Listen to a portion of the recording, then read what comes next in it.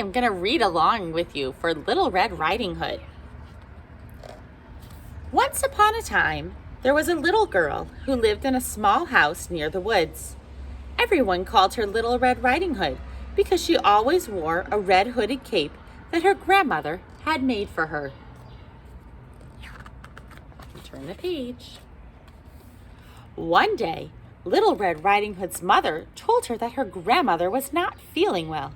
She asked Little Red Riding Hood to go to her grandmother's house and take her a jar of honey and an apple pie that she had made.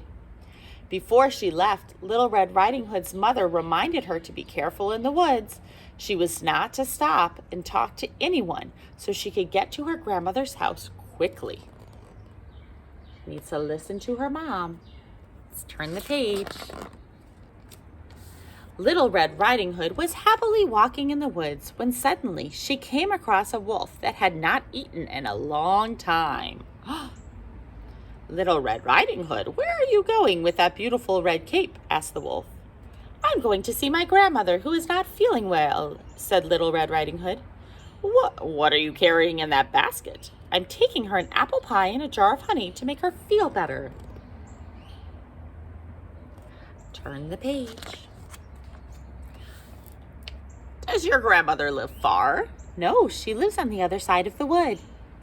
I know a shortcut to her house, said the wolf. On the way, you'll find very pretty flowers and you can make a beautiful bouquet. That will surely make her happy. That's very nice of you, Mr. Wolf, said Little Red Riding Hood. Turn the page. The wolf ran off so he could get to the grandmother's house before Little Red Riding Hood. Bang, bang! He knocked on the door. Who's there? Asked the grandmother from her bed. Turn the page.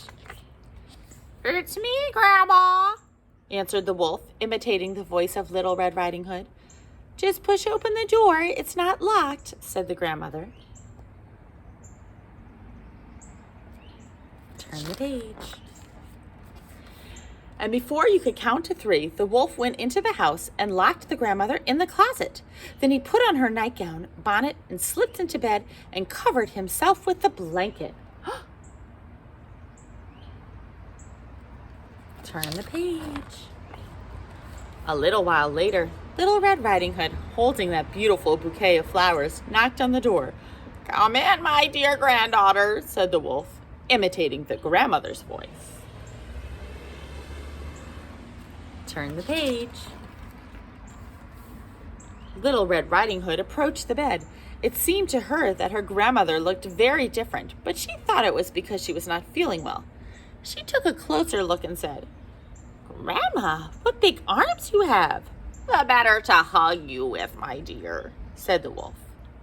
But grandmother, what big eyes you have. The better to see you with, my dear granddaughter.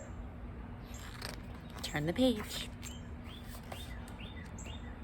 Grandma, what big ears you have. The better to hear you with, my darling. Grandma, what big mouth you have, cried Little Red Riding Hood, who was now very, very frightened.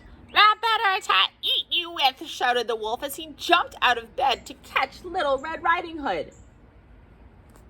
Turn the page.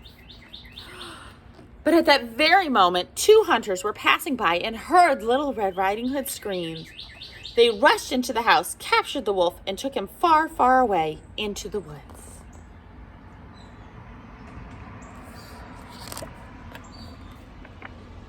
Turn the page. And ever since that day, Little Red Riding Hood always remembered her mother's advice. She never again strayed from the path or stopped to talk to anyone on her way to visit her grandmother. The end. Even when people seem nice, if they're strangers, we need to listen to Mom and not talk to them. Enjoy!